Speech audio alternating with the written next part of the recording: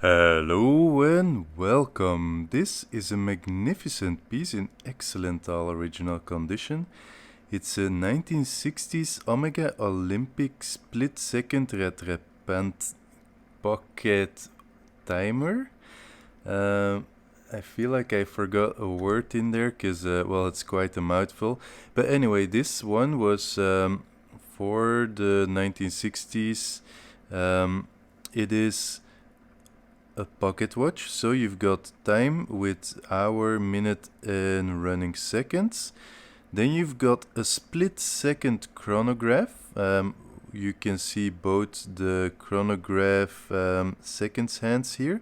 I have a decoupled one. Now it's just one time, one click on the button, and you've got split second. And to stop it, you just click this one. You can retract them again, and here you can reset or start again. As you see, it didn't reset properly.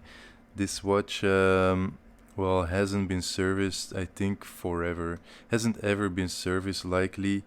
Sometimes when the minute needs to go from 1 till 2, it can stop as well until you try to wind it to put some pressure on the crown, then it starts going again. So yeah, this one isn't running perfectly smooth, but very nice condition. It's a rare piece. You don't really come across this very often.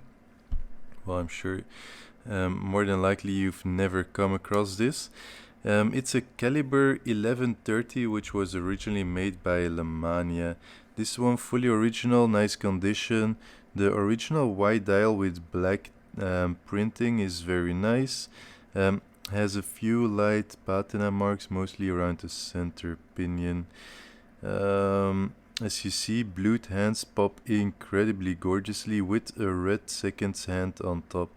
Well, basically you've got all blued hands, and then the top seconds, the dominant seconds, is red. This one is for measuring 2 times. For example, when there's a sprint or something, you can start the chronograph first. Oh, yeah, a bit earlier it was resetting a whole lot sharper, because, well, this thing is a bit weird, because there we go. Yeah, it's strange, because sometimes it resets cleanly, other times not, but yeah, just indicates that it could really use a service. Anyway, so basically, when you're doing a race, there we go, you press the button. Then when the first guy finishes, you press this button, and then you can still keep track of the second guy. You notice, then boom, this follows, the second guy finishes, you keep track of the third guy. Boom, you note this one, and there you go. Like this one, you can actually, track as many people as you want, and just really cool Rattrapante system, and like just something you don't come across very often, except for very, very expensive chronographs like the Lange Söhne pieces you will find. Because this is such an interesting watch, I also want to show you the case back. That's why I've been holding it in such a weird way, because I've already popped open the case back just so I can show it to you. Anyway, case is very nice condition, light signs of use. Case back as well, light signs of use. Once you open this one up, you've got other kind of metal stuff. Possibly for anti-magnetism, but I doubt it, because this thing is also not completely anti-magnetic.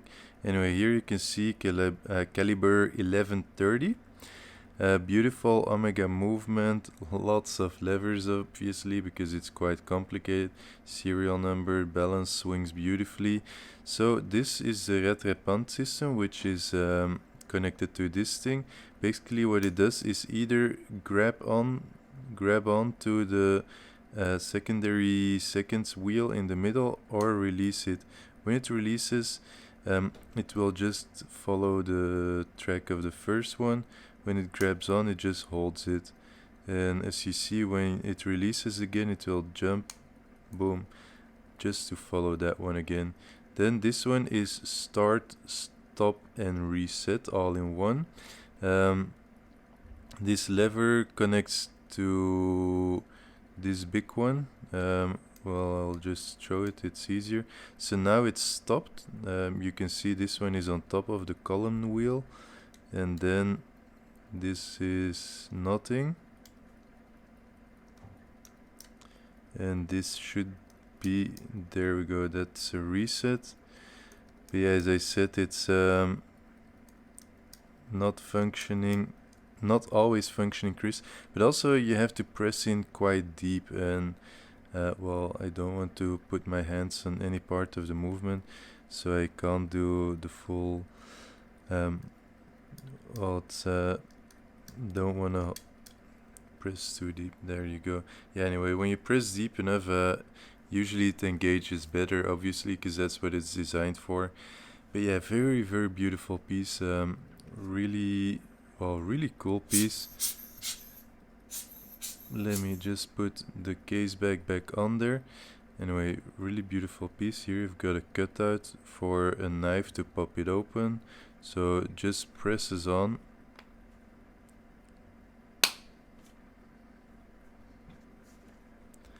Then let's wipe that one down. Then the inside case back. Here you've also got the cutout. Let's align the cutout with this one. So now cutout is aligned here with the presser to change the time. Well, presser, whatever you call it, the push button. There we go. That's on nice and tight. And so now we can give a bit of a better demonstration. As you see, it's clean reset. So if you press deep enough, it does do a pretty decent job, but still this, I would recommend a service. Well, you are more than likely just gonna keep this as it is, except if you really want to use it competitively. But this watch can use a service, just have to mention that. One thing to note, the crown does seem to come loose, but yeah, it doesn't change anything about the function. But yeah, it's also just another indicator I need to service. Anyway, to use it, well, I've already explained the start-stop mechanism. This one also, when it's stopped, you can just reset one until you until you get the Rattrapante seconds back again, which is only controlled with this one. So the Rattrapante can only